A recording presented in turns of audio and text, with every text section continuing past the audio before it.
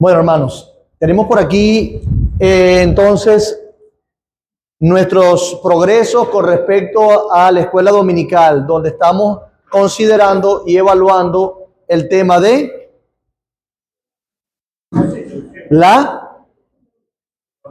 sí, podemos llamarle constitución, políticas eclesiásticas, podemos llamarle, como le llaman inclusive los presbiterianos, libro de orden. El punto es que estamos revisando este documento con el propósito de oficializarlo entre nosotros. Esto no quiere decir que no haya entre nosotros ya artículos definidos, solamente que queremos en este caso hacerlo un poco más completo y amplio y formalizarnos como iglesia local. ¿Qué nos dice la Constitución? El cómo aplicamos lo que creemos acerca de la iglesia local. Tan sencillo como eso. ¿Para qué nos sirve? Para que todos los que puedan tener acceso a él sepan cómo funcionan las cosas, sepan cómo pueden actuar, qué espera la iglesia de ellos y qué espera y qué deben esperar ellos o ustedes de la iglesia. Allí está, aunque inclusive tratamos de hacerlo resumido, tiene sus generalidades también. Así que este es un documento importante que destaca los principios bíblicos. No destaca lo que nosotros queremos, pero sí lo que nosotros creemos acerca de la iglesia local. Por eso mi trabajo, además de presentarlo, es explicarlo por las escrituras, y luego también el trabajo de la membresía de esta iglesia es evaluarlo, leerlo. Ya le envié una primera parte. Si tiene alguna duda, presentarla y vemos o aclaramos el asunto. Por lo tanto, estúdielo, véalo, y si piensa diferente a la luz de lo que ya somos según la confesión, según las escrituras, entonces tendrá la labor de ayudarme a entender esas diferencias que usted pueda ver allí, y yo con gusto me sentaré con usted o aplicaré a la iglesia. Ahora bien, tenemos nuestro artículo 5. Hemos hablado ya del nombre, de los propósitos, hemos hablado también de la afiliación, ¿de qué más? Por aquí, ¿de qué hemos hablado con respecto a la Constitución? Pacto. Bueno, está cerca de la fila también. Del pacto. Y ahora vamos a hablar de ¿qué? Artículos de fe. ¿Qué quiere decir con respecto a los artículos de fe? Bueno, simplemente es una manera de comunicar dónde está contenida y resumida nuestra fe. Por ejemplo, si alguien llega y nos pregunta, ¿qué creen ustedes como iglesia? Nosotros pudiésemos darle de una manera amplia, pero también resumida, la Confesión de Fe de Londres de 1689, y esa persona podrá ver qué es lo que nosotros creemos, ¿cierto? Ahora, la Confesión Bautista de Fe de Londres de 1689 no es el único documento que existe. Hay otras confesionalidades. Por ejemplo, está Westminster, la Confesión de Fe de Westminster, está la Declaración de Saboya, está también el Catecismo de Heidelberg, está la Confesión belga y están los cánones de Dort, y así otros tipos de documentos que resumen la fe, que tienen sus matices particulares. En nuestro caso, lo que nos describe mejor como iglesia es la Confesión de Fe de Londres de 1689. Ese documento habla de nuestros distintivos y cómo lo vemos en las escrituras. Pero lo que queremos destacar también, como siempre lo he dicho, y es algo ya que hemos trillado en el tiempo, cuando hablamos de que nos adoptamos o nos apegamos a una confesión de fe, eso no quiere decir que esa sea nuestra autoridad final. ¿Cuál es nuestra autoridad final? La palabra de Dios. Lo que nosotros tenemos resumido en estas copias, la palabra de Dios. Nuestra autoridad final no son las confesiones, no son sueños, no son supuestas profecías, no son revelaciones especiales ni palabras frescas. Nuestra autoridad final es la palabra de Dios, la Biblia. Aquí creemos que está contenida todo lo que necesitamos saber de Dios y de cómo relacionarnos con Dios. Aquí. Por lo tanto, si alguna de las cosas que yo comenté anteriormente van en contra de los principios bíblicos, ¿a quién le creo? A la Biblia. De hecho, la confesión de fe lo señala claramente, que nuestra autoridad final es la Biblia. De hecho, el capítulo 1 de la confesión de fe también dice que aunque haya concilios y otro tipo de reuniones para llegar a acuerdos doctrinales, quien define, quien tiene la verdad absoluta es la palabra de Dios. Por eso es que esto, hablando de artículos de fe, reza de la siguiente manera. Adoptamos como la expresión más plena de nuestra fe la Confesión de Fe de Londres de 1689. Pregunto, ¿qué adoptamos como nuestra expresión de fe más plena? La Confesión de Fe. La Confesión de Fe es un documento que resume y sistematiza lo que nosotros creemos acerca de lo que la Biblia dice. Sin embargo, es claro que la autoridad final en todos los asuntos de fe y de práctica es la Biblia, solamente, solo Escritura. ¿Verdad que se expone claramente en el artículo inicial de la confesión misma? Por tanto, este documento histórico, hablando de la confesión de fe, aunque no es infalible ni perfecto, hablando de la confesión de fe, es, sin embargo, un resumen excelente de las cosas más ciertamente creídas entre nosotros.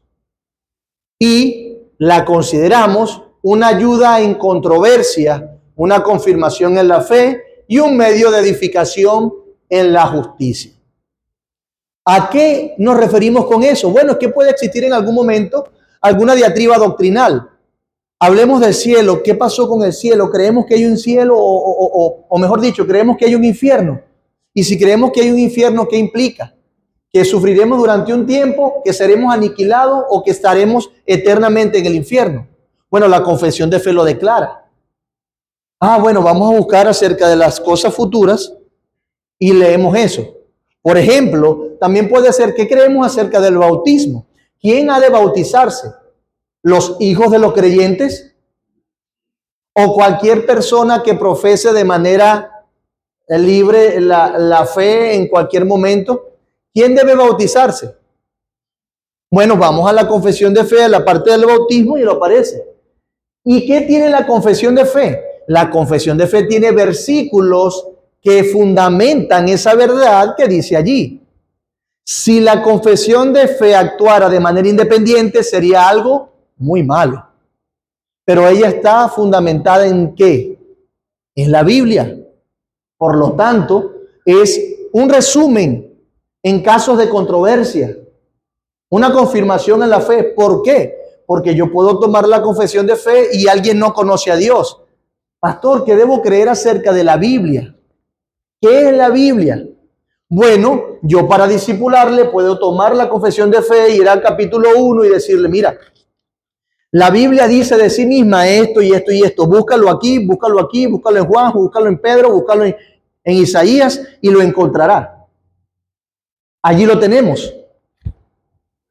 Pero ¿sabes qué? Por allí me di cuenta que la Biblia que tienen los romanistas tiene más libros. Y vienes y vas a la confesión, bueno, ve la confesión y dice que los libros apócrifos son esto y esto y esto y no son reconocidos por esto. Pero, pastor, pero Dios solamente habla a través de la Biblia. Bueno, sí, dice que sí, pero ya la revelación especial, la revelación general es lo que Dios ha creado y los hechos de la providencia. Es decir, que la creación me dice algo de Dios. ¿Y dónde dice eso en la palabra de Dios? Romanos capítulo 1, Salmo capítulo 19. Y allí encontramos, pastor, pero yo no sé cómo es eso de la Trinidad. Dicen que la Trinidad es una doctrina fundamental de la fe. ¿Cómo hago? Bueno, vamos al capítulo acerca de Dios y de la Santísima Trinidad y nos va a enseñar a través de declaraciones concisas qué es esto de la Trinidad y nos va a decir, nos va a guiar por la Biblia donde hay textos que respaldan precisamente esa verdad. Por eso hablamos de confesionalidad.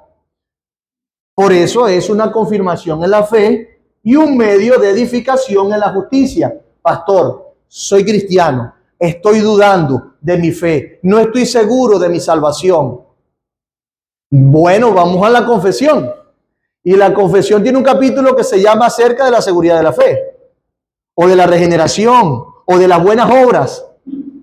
Y te enseña y te dice, bueno, las buenas obras son buenas solamente cuando se hacen en Cristo y nadie puede hacer algo más de lo que Dios le mandó. Es decir, no hay obras supererogatorias.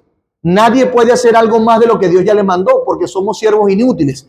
¿Y dónde dice eso? Bueno, lo declara la confesión y en la confesión están los versículos que nos respaldan esa información. Eso es la confesión. Por eso creemos que para identificarnos y también para distinguirnos, repito, creemos que para identificarnos y también para distinguirnos, la confesión ha sido un instrumento histórico respaldado por la providencia divina para el bien de la iglesia. Eso nos permite identificarnos entre nosotros. Todos creemos lo que dice la confesión de fe como iglesia local y nos da unidad. Porque ¿qué dice la Biblia? Ser de un mismo sentir, una misma fe, un bautismo, estar unidos en la verdad. Eso, perfecto. Además, nos distingue. ¿Por qué? Porque cuando usted se pone un uniforme de fútbol, de béisbol, no solamente lo identifica con su equipo. Usted está diciendo que no pertenece al otro equipo.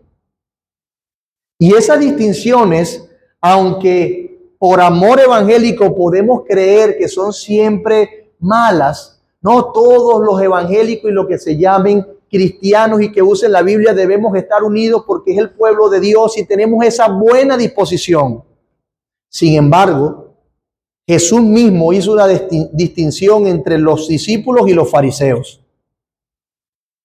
Entre aquellos que hacen la voluntad de Dios teniendo la Biblia o teniendo la revelación de Dios y los que no hacen la voluntad de Dios.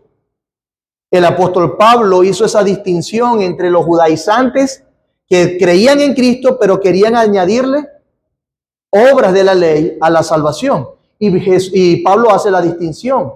Pero también lo hace el apóstol Juan. Juan dice, no todos los que dicen que son cristianos, porque algunos no creen lo correcto acerca de la persona de Cristo. Por eso son anticristo. Por lo tanto, aunque la Biblia demanda que la iglesia debe estar unida, por lo general se refiere en inicio a la iglesia local. Y en general también se refiere por implicación a la iglesia universal. Pero hay que estar claros. Hay personas que no van a interpretar o no van a ver lo que la Biblia dice como nosotros los vemos. Y no es porque nosotros tengamos la verdad absoluta, es porque la Biblia es clara. Creemos en la perspicuidad de la Biblia. Eso quiere decir que es clara. ¿Quiénes son los que oscurecen la Biblia? Pero cuando el Espíritu Santo ilumina nuestro entendimiento, cuando mora en nosotros, nos guía a través de lecturas saludables.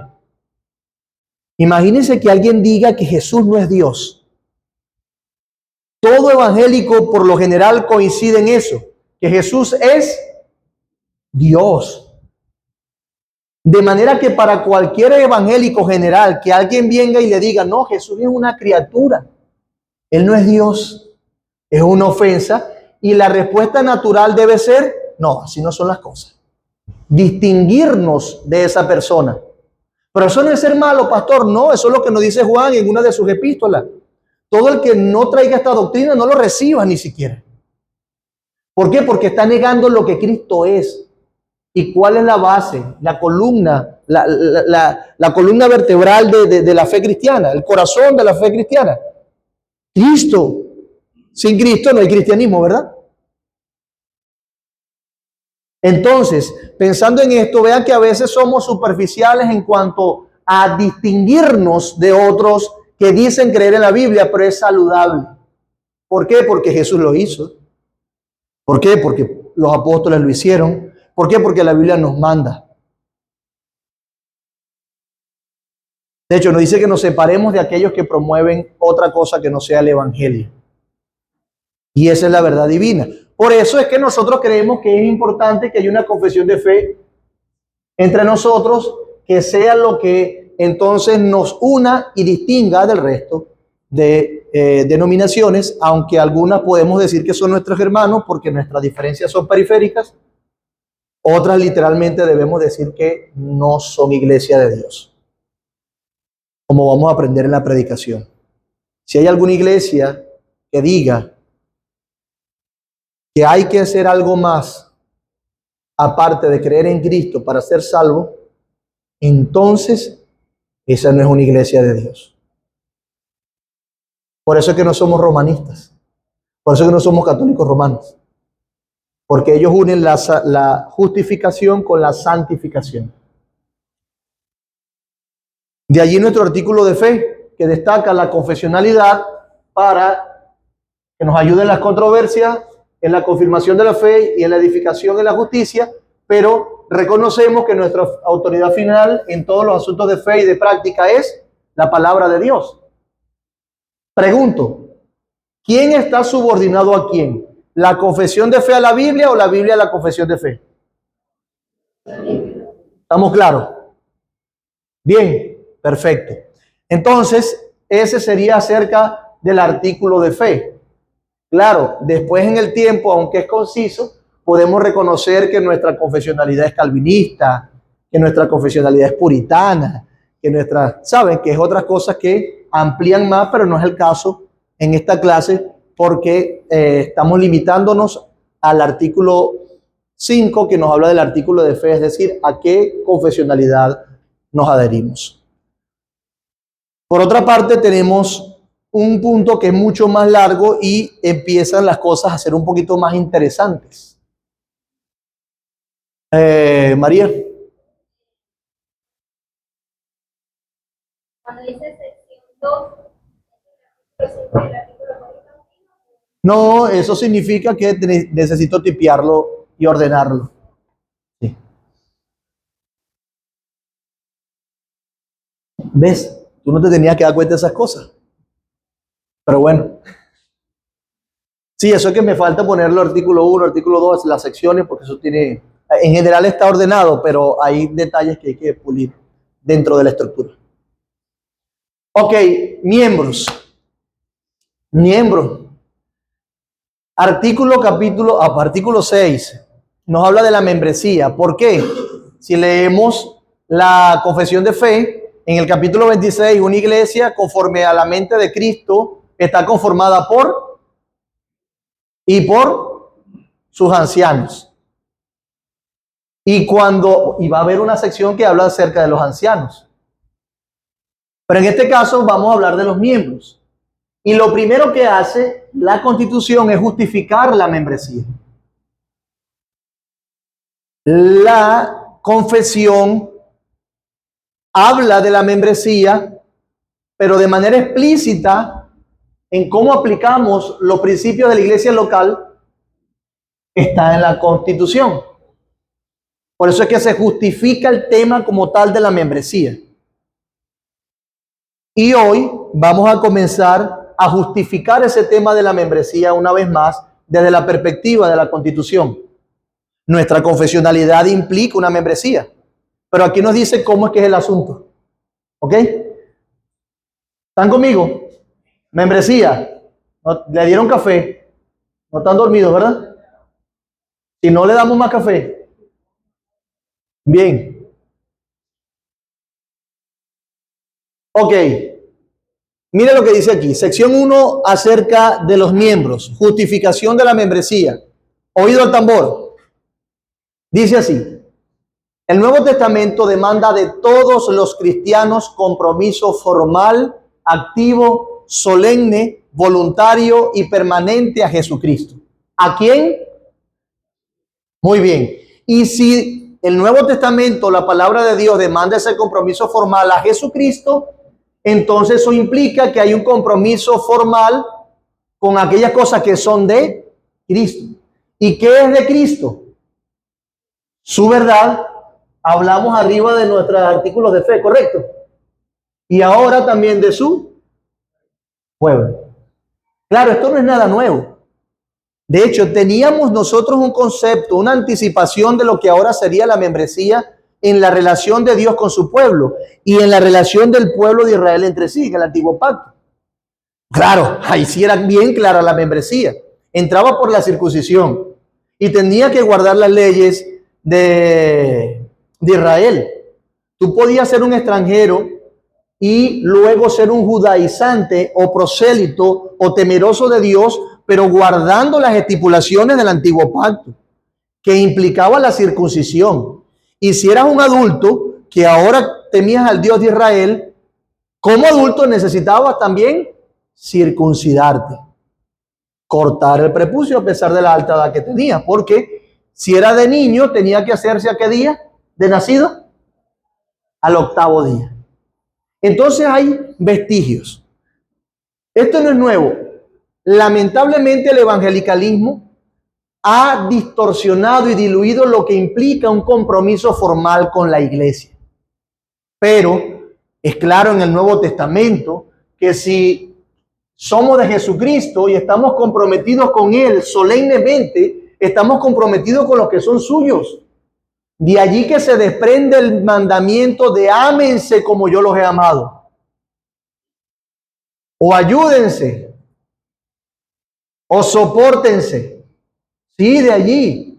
Porque si efectivamente tú amas a Cristo, amas a los suyos. Y no puede ser que los dos seamos de Cristo y nos odiemos. Y no nos amemos. ¿Sí lo ven? El compromiso y la unión con Cristo implica una unión y un compromiso formal también con lo que Él enseñó y con su pueblo. También lo vemos en Mateo capítulo 28.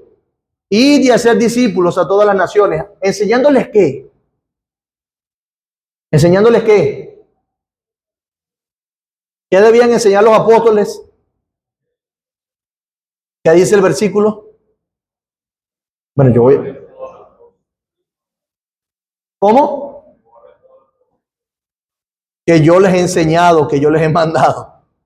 Es decir, que si no guarda lo que Jesús enseñó, entonces no se constituye un discípulo de Jesús. ¿Y se dan cuenta? Es el mismo comentario natural que usted ve por allí, que dice, "Guay, yo soy cristiano", pero no se vive como cristiano y la gente se pregunta, ¿y entonces? ¿No es que tú dices que eres evangélico? Es lo mismo, pero de una manera más formal.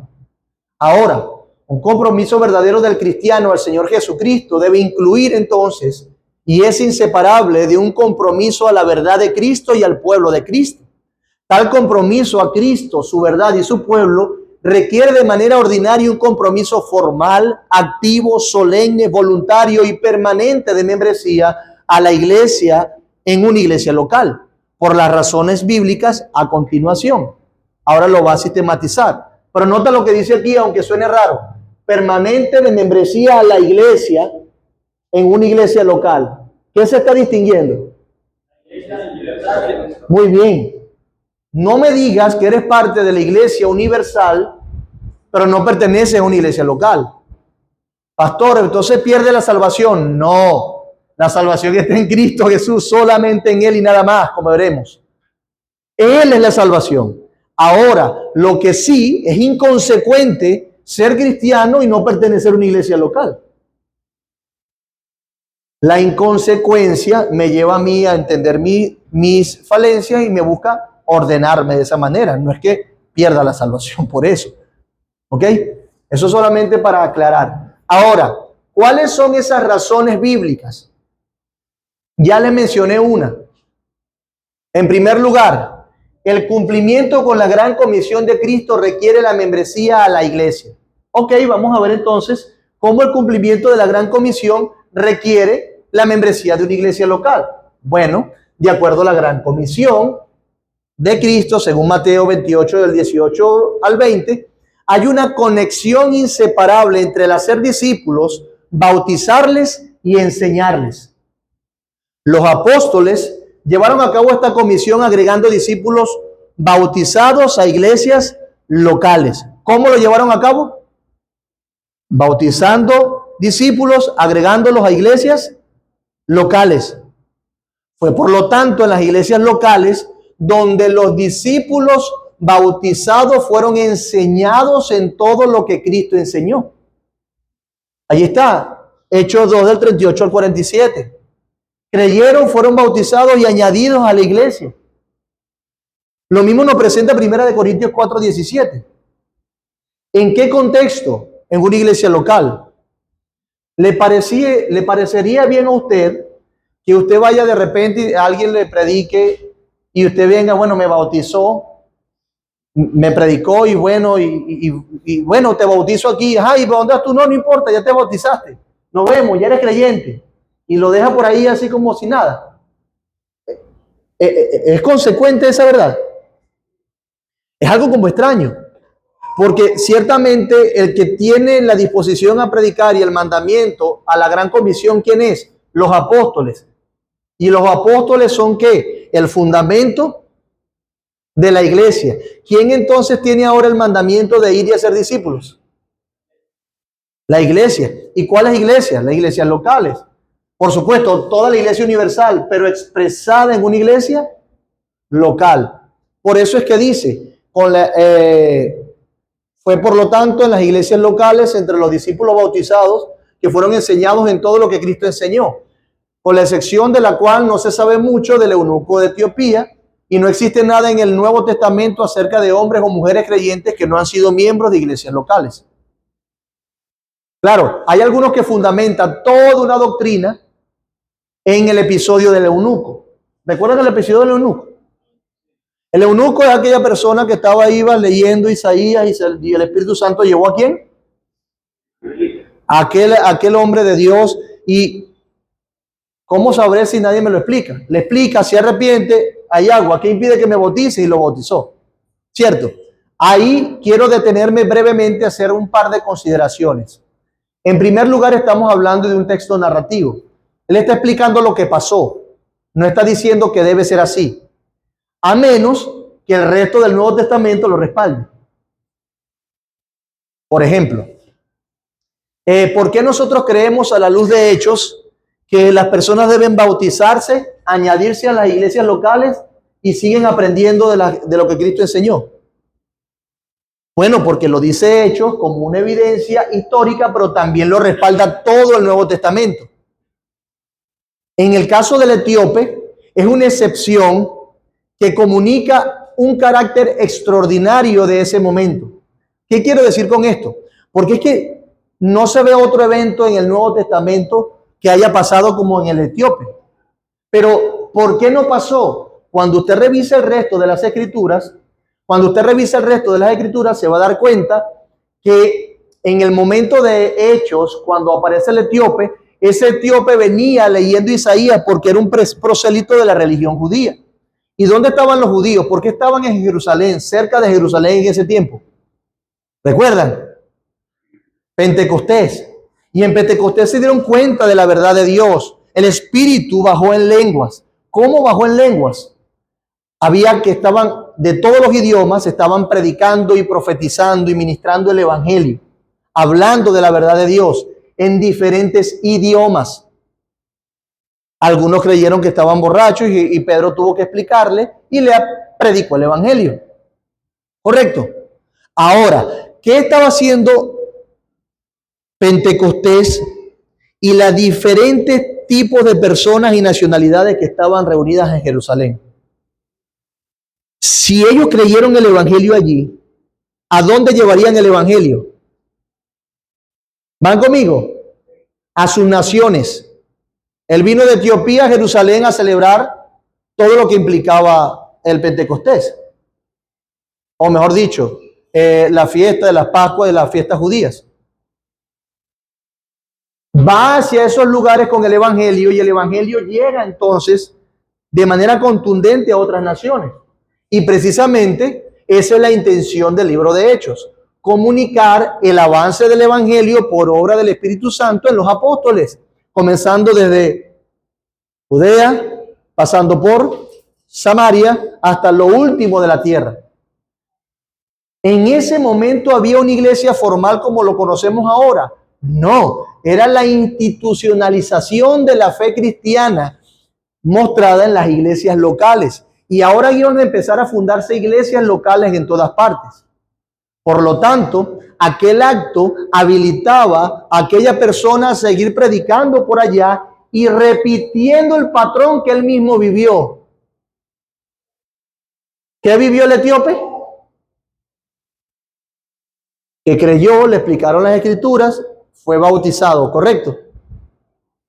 Y ese patrón se iba a repetir ahora en el resto de las iglesias. Por lo tanto, por esas dos cosas, uno, y en primer lugar, el Nuevo Testamento no lo enseña en otro lugar más, y en segundo lugar, el carácter extraordinario en ese momento de la obra del Espíritu y del establecimiento de la iglesia de Dios o local en todas partes del mundo, nos muestra esa habilitación al etíope para que luego siguiera haciendo lo que Dios le mandó a hacer por allá. Pero el Nuevo Testamento lo que sí declara categóricamente es que todo aquel que crea debe ser bautizado y formar parte de una iglesia local.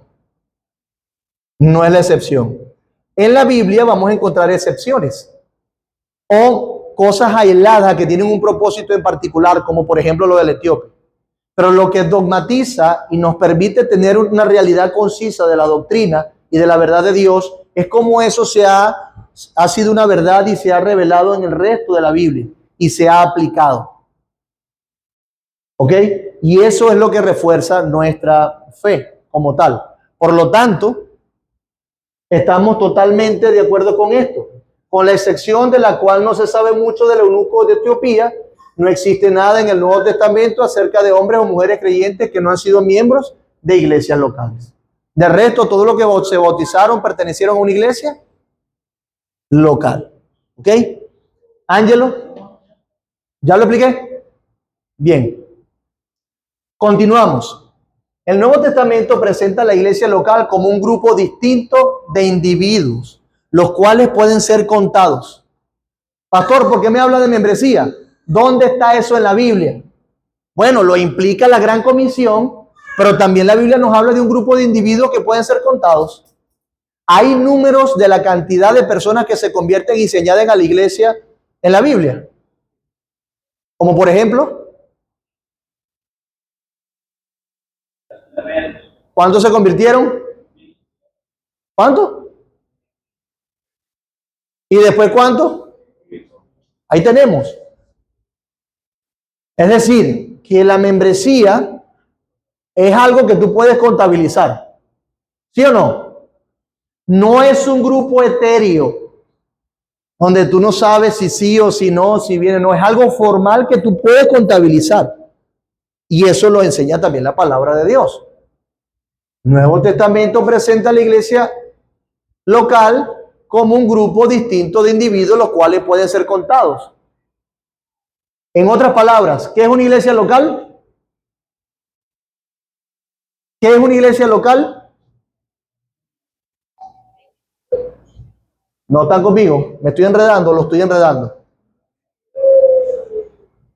¿Qué es una iglesia local según la primera oración de ese párrafo?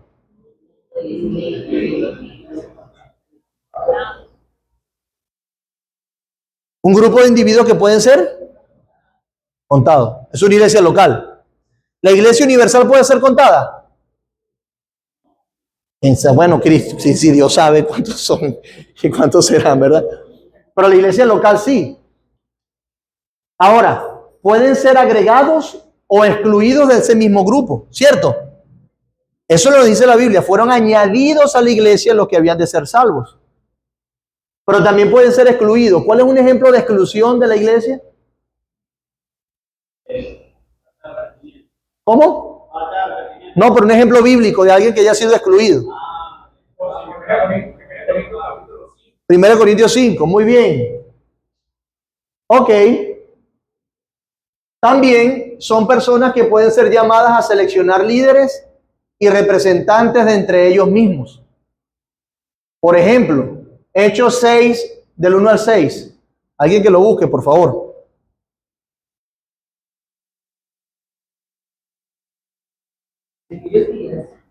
creciendo número de discípulos, hubo murmuración de los griegos contra los hebreos, de las viudas de aquellos que eran desatendidas.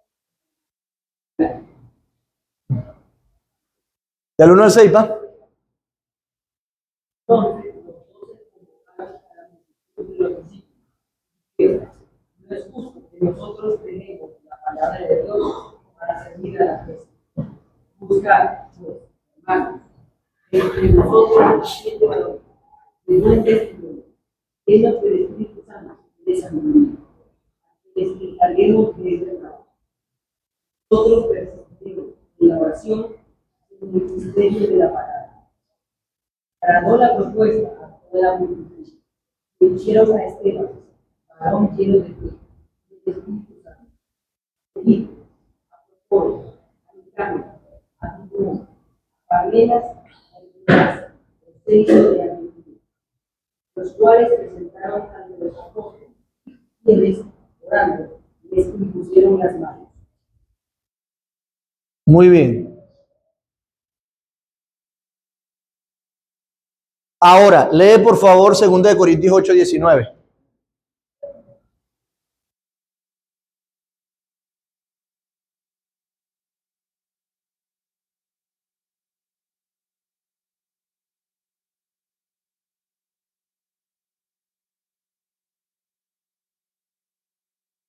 Y no solo esto, sino que también fue designado por las iglesias como compañero de nuestra peregrinación para llevar este donativo, que es administrado por nosotros para la gloria del Señor mismo y para demostrar vuestra buena voluntad.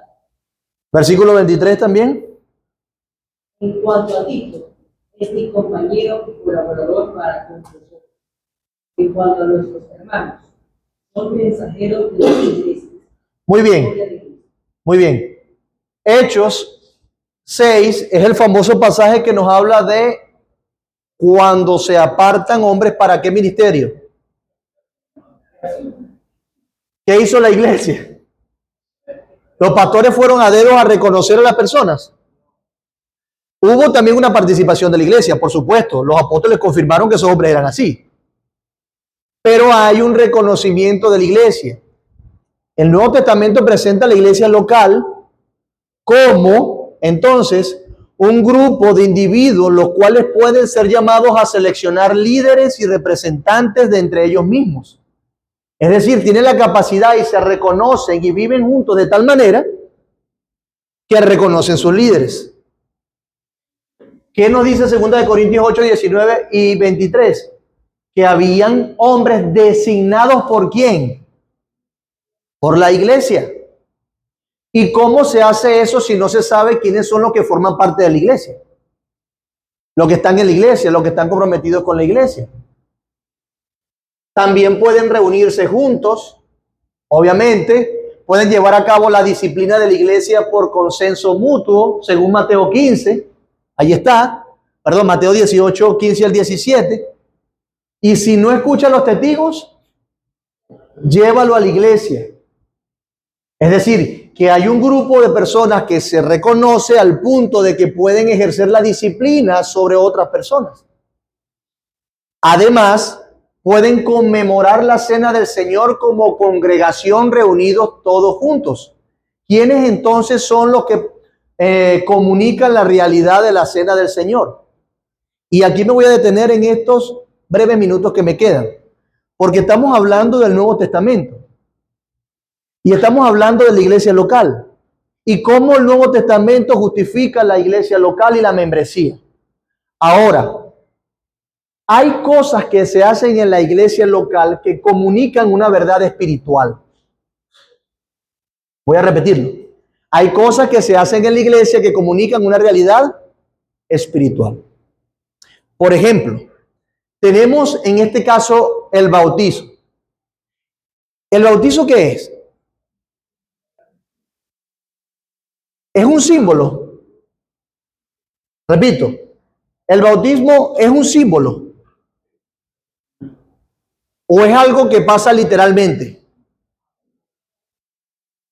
O sea, dirían los de los de antes diría. Es un arte en el sentido de que se expresa o se escenifica una acción, pero eso comunica una verdad. Porque cuando alguien dice que es muerto, no es que se muere literalmente. Y resucitado no es que resucita literalmente. ¿Qué comunica el bautismo? La muerte y resurrección espiritual. ¿Qué pasa si nosotros creemos que el bautismo es una realidad literal cuando se practica? Es algo primero que nos enseña la Biblia. En segundo lugar, estaríamos diciendo que el bautismo salva. Entonces vamos a bautizarlos a todos para que sean salvos. ¿Han visto esa idea en alguna persona o en algún movimiento? Los romanistas, cuando iban y conquistaban territorio, bautícense para saber que son cristianos. Y la gente seguían con sus pensamientos paganos. Pero ellos decían que la entrada a la fe de una manera correcta, en ese sentido, era el bautismo. Pero lo tomaban como literal, creían en la regeneración bautismal, creían que el bautismo salvaba. Pero la Biblia enseña que el bautismo no salva, es un símbolo, que nosotros lo hacemos por obediencia a Dios, y eso comunica lo que sucedió en nuestros corazones y le dice a todos que ahora nosotros vamos a vivir una nueva vida. Y esa comunicación pública, ese mostrar ese deseo y esa fe a través del bautismo, nos incluye en la iglesia local porque ahora tú estás siendo identificado públicamente a través de esa ordenanza como cristiano. Pastor, ¿a dónde quiere ir? Bueno, vean lo importante, que el bautismo se hace en el contexto de la iglesia local porque comunica una verdad espiritual, aunque se haga en este contexto terrenal. Lo mismo la cena. Pastor, la cena, ¿qué comunica? Comunión, por eso que se le llama Santa Comunión. La comunión entre ¿quiénes? Entre los creyentes. Los creyentes que han hecho ¿qué? Que se han comprometido con Cristo, que lo aman y entienden el valor de estar junto a una iglesia que los pastoree, que los cuide, que los ame y donde ellos puedan poner sus dones en práctica. ¿Lo vemos?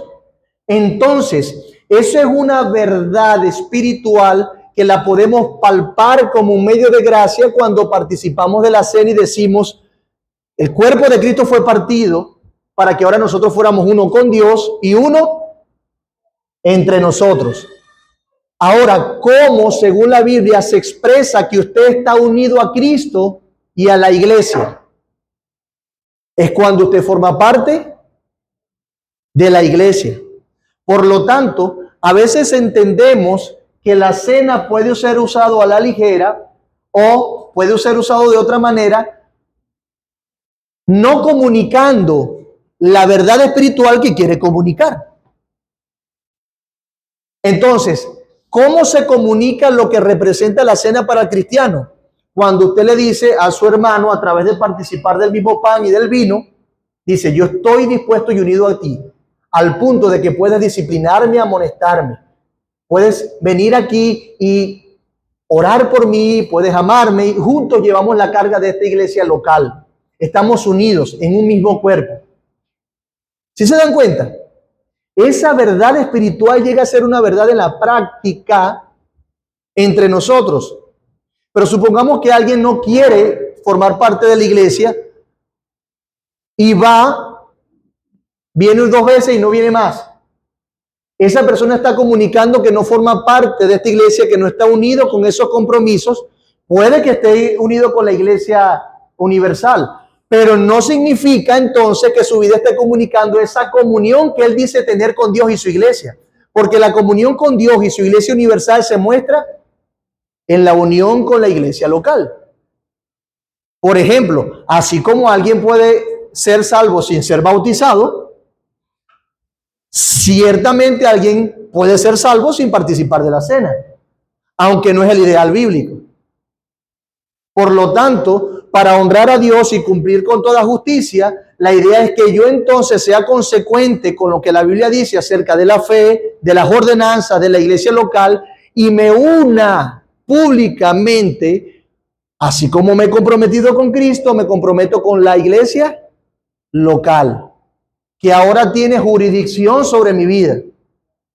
Pastor, ¿jurisdicción para qué? Ni que fuéramos una policía. No, no. Jurisdicción para tu bien. Pero ahora tú también tienes la oportunidad de cuidar de tus hermanos. De allí que cuando hablamos de la membresía, es que pueden conmemorar la cena del Señor como congregación, reunidos todos juntos. En 1 Corintios 11:17 se celebraba la cena. ¿En qué contexto? En el contexto de una iglesia local. ¿A quién le escribe? A los de Corinto. Y eran tan conocidos entre ellos que ellos reconocían quiénes eran los que se embriagaban en la cena y quiénes no. Y quienes comían para llenarse y no estaban pendientes de los pobres. Y eran tan reconocidos entre ellos que aquellos que tomaban la cena indignamente eran juzgados por Dios y algunos estaban enfermos y otros mueren. Era algo identificable entre ellos, era la iglesia local. Por lo tanto, la ordenanza no es para practicarse a la ligera, sino en la iglesia reunida. Aquellos entonces que efectivamente han creído, que se han bautizado y que forman parte de la iglesia local. Porque la Biblia enseña eso. Ahora, ¿qué no enseña la Biblia? Que si tú dejas de participar de la cena te vas para el infierno. O que pierdas la salvación por eso. No, no, no, no. Es un simbolismo, es una ordenanza, es una manera de comunicar una verdad espiritual. ¿Y qué pasa con los que no participan de la cena? Anhelan vivir su vida a la luz de la palabra de Dios. ¿Cómo? Amando a Cristo con un compromiso reverente y amando a su iglesia con un compromiso reverente también. ¿Están conmigo? Por eso es que dice lo que dice allí, y puedan conmemorar la cena del Señor como congregación reunidos todos juntos. Entonces, por todo lo anterior, hay justificación bíblica clara para la existencia y mantenimiento cuidadoso de una membresía de iglesia local que implica un compromiso formal, activo, solemne, voluntario y permanente.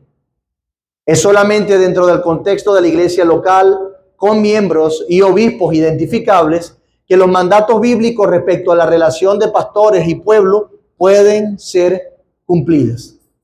Y ese es otro argumento, la relación entre los pastores y las ovejas. ¿Cómo sé yo cuáles son mis ovejas si soy pastor? Hola, que dice, sí, yo quiero ser parte de esta iglesia, yo quiero que tú me pastorees. Claro, el que va a ser parte de la iglesia, por ejemplo, en Nueva Vida, está declarando eso. Yo quiero que tú seas mi pastor.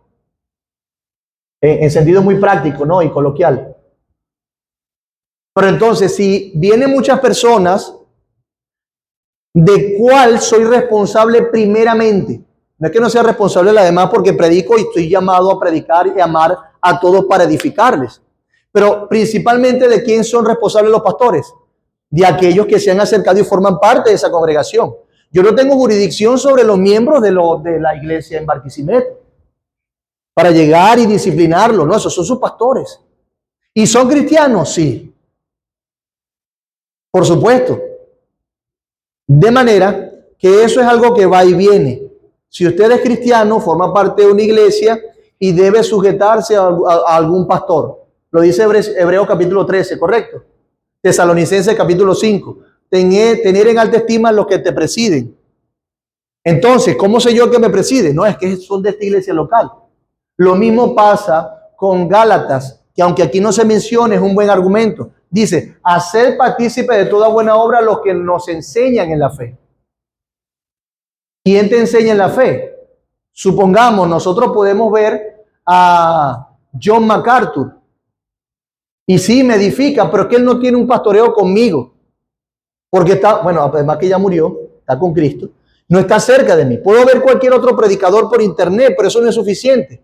Porque no hay una vinculación. Ese hombre no me puede disciplinar. No puede ver lo que está pasando conmigo. No está en un contexto donde lo informan los miembros. Entonces, obviamente que para que haya un cumplimiento de ese tipo de mandamientos, necesitamos un grupo reconocido de personas del cual nos habla toda la Biblia. La iglesia, la congregación, el redil, la familia, un cuerpo. Ahí está. Literalmente los versículos que cité fueron esos. ¿Cómo podemos cumplir esos mandamientos? Si no es en el contexto de una membresía. Entonces, ¿qué vimos? La justificación de la membresía. ¿Qué es justificación? Es decirnos por qué creemos que en la iglesia debe existir una membresía formal y que no todos los que vienen por primera vez o segunda vez o así forman parte de la membresía.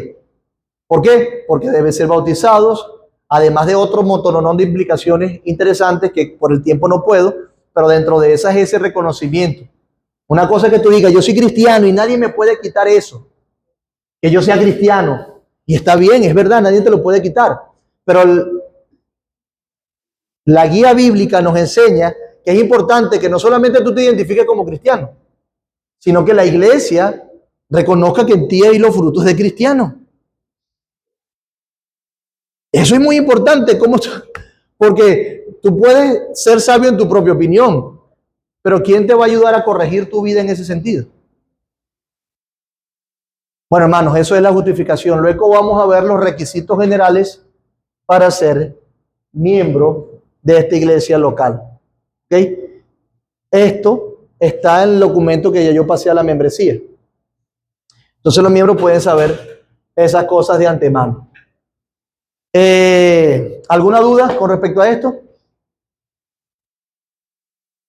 ¿Algún comentario? Ajá.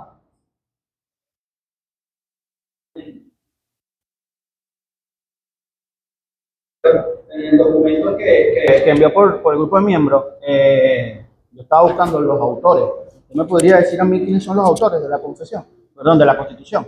Los autores. Sí, Joan Rosales, chamo, Joan Rosales. Joan Rosales, Oscar Chirino y...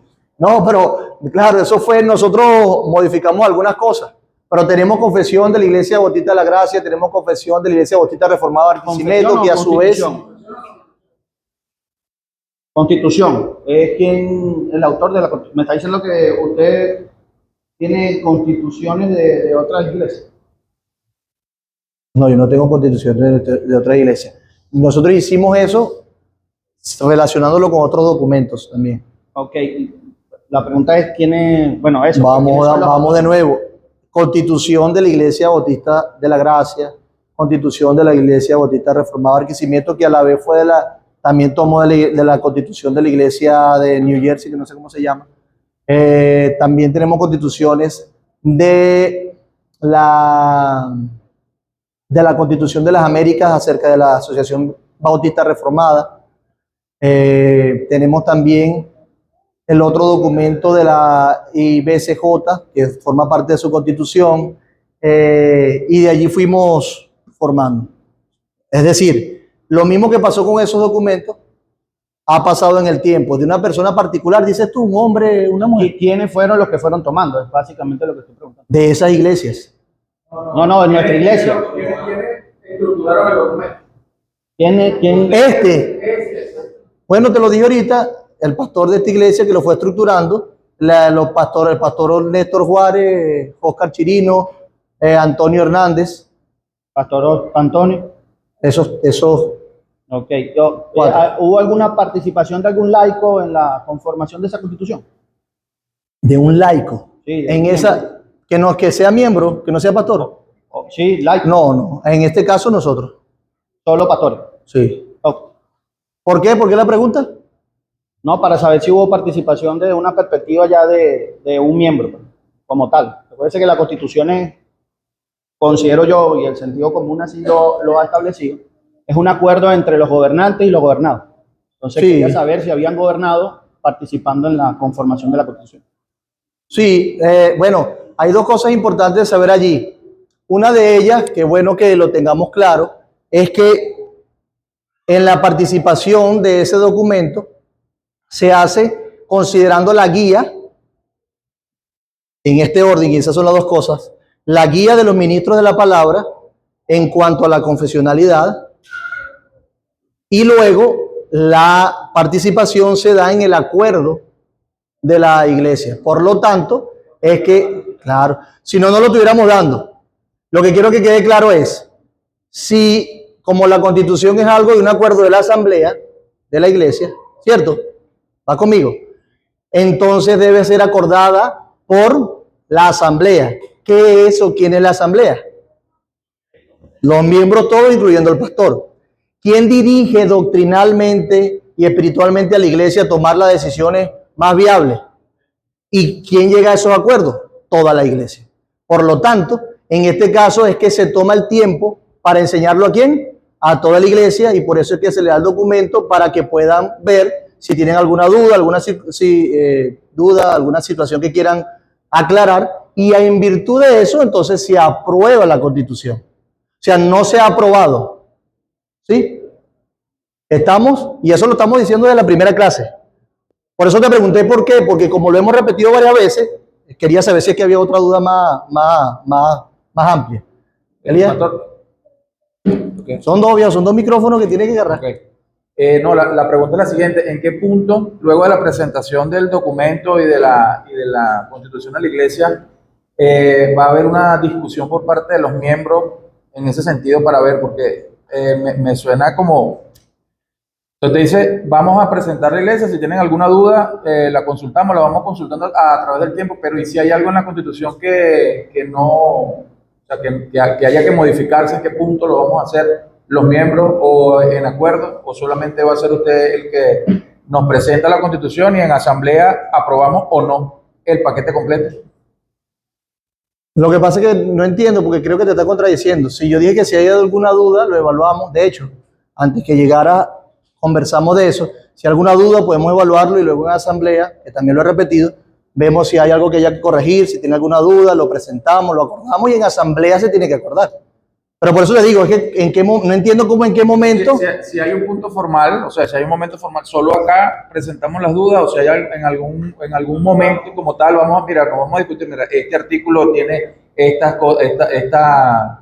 tengo estas dudas, hay que agregarle, hay que quitarle. Ok, eso también lo hemos comunicado desde la primera clase, y es que si hay alguna duda se puede hacer aquí, como lo están haciendo ustedes.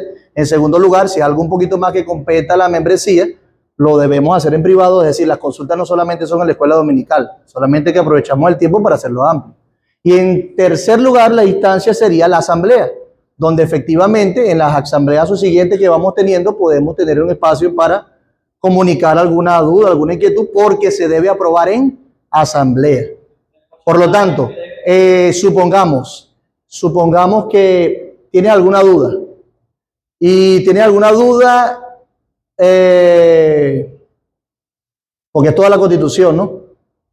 Ponernos en una asamblea, dos asambleas, tomar todas las dudas que podamos tener en una sola asamblea, o solamente en el contexto de la asamblea. ¿Cuánto tiempo nos tomaría hacer eso? ¿O qué tan viable? Por lo tanto, razonable es que en las escuelas dominicales pueda explayarse la información, a tú anotar tus dudas, decirme, pastor, mira, yo veo esto aquí, ¿qué piensas de esto? Tal, en privado, por mensaje, luego en la misma asamblea, si hay alguna duda que no hayamos tomado con anticipación, y lo hace viable porque llevamos un documento mucho más refinado y hace práctico y saludable la vialidad de la Constitución. Obviamente, ya nosotros tenemos una Constitución breve, sencilla, que son los artículos que no hemos manejado. Bueno, tú sabes, descansamos en eso y vemos también si hay alguna modificación. Pero eso se hace finalmente en la asamblea. No se hace, se debe tener ese acuerdo para que tranquilos podamos estar. De hecho, se hace a través de los pastores inicialmente con el propósito de agilizarlo, porque cada pastor sabe cómo se ha funcionado su iglesia, cuál es su confesionalidad, y se supone a la luz de la Escritura que son los diestros para ampliar esa información y concretarla en una constitución. Entonces luego la asamblea lo recibe, lo evalúa, dice, no, sí está bien, porque si yo meto algo que no creemos, en la confesionalidad, ¿ves? Y se hace ese proceso de validación mutua, donde la asamblea aprueba de manera que la duda la puedes hacer en cualquier, aquí, en privado, y en la asamblea subsiguiente que vamos a tener, porque no es la próxima asamblea que lo vamos a aprobar, es hasta que terminemos todo eso. Sí, lo que pasa es que me queda o sea, la inquietud es por la forma como se conforman, valga la redundancia, las constituciones, por la metodología como se realiza. Normalmente no es la autoridad quien hace la constitución y se la presenta, sino que es el pueblo el que hace la Constitución y en acuerdo las aprueba. De hecho, ¿cómo funciona un país? Aquí un país para hacer la Constitución la hace la constituyente. No la hace el presidente, ni la hace la asamblea, ni la hace la figura de autoridad, sino que la hace el pueblo, elige a uno constituyente, forma la Constitución, la redactan, la presentan y luego la aprueban. Tal cual aquí lo estamos haciendo diferente, aquí lo estamos haciendo directo de la autoridad y solo la estamos presentando si hay dudas y esto. O sea, es lo que desde mi percepción Sí. es una Constitución. No, bueno, y en ese sentido, te agradezco que digas tu percepción porque eclesiológica y teológicamente dista la constitución de un país de la constitución de una iglesia. Por eso que creo que tú, en este sentido, la duda que tienes es más apegado a los principios que regulan lo de la constitucionalidad, porque la comparación es buena, pero no se apega en todo sentido. Yo mismo he usado la comparación. Por lo tanto, en eso deberíamos estudiar, o mejor dicho, ver cómo en el tiempo se conforman las constituciones de la iglesia local para dar para que nuestra conciencia esté tranquila en ese sentido. De manera que la metodología no me estorba en ese sentido no nos causa ninguna inquietud porque históricamente y teológicamente es el indicativo bíblico. En ese sentido, lo que sí te digo es que no se iguala la constitución de la nación con la constitución de una iglesia local. Pero te entiendo la duda, es totalmente legítimo. Por eso es que lo estamos haciendo así. ¿Alguna duda más? El porcentaje que debe tener. Lo manejamos en asamblea. Lo manejamos en asamblea. ¿Alguna duda más? ¿Acerca de esto? Bien, claros. David, levantate la mano. ¿O me estás mandando a...? Bueno, oramos. Padre, quiero darte gracias por tu palabra y por este tiempo de provecho que nos has dado. Yo te ruego que nos ayudes a ser fieles a ti, a tu palabra. Yo te ruego que nos acompañes, que hagas tu voluntad en medio de nosotros, porque lo que queremos es ser fieles a ti, Señor. Glorifícate en medio de tu iglesia y añade a tu iglesia los que han de ser salvos. Que nuestro deseo sea ver a cristianos, a personas convertidas, cristianos creciendo en santidad, honrándote y glorificándote. Ayúdanos, Señor. Ayúdanos, te lo ruego. Te damos gloria y honra. Síguenos acompañando hoy en el nombre de Jesús. Amén.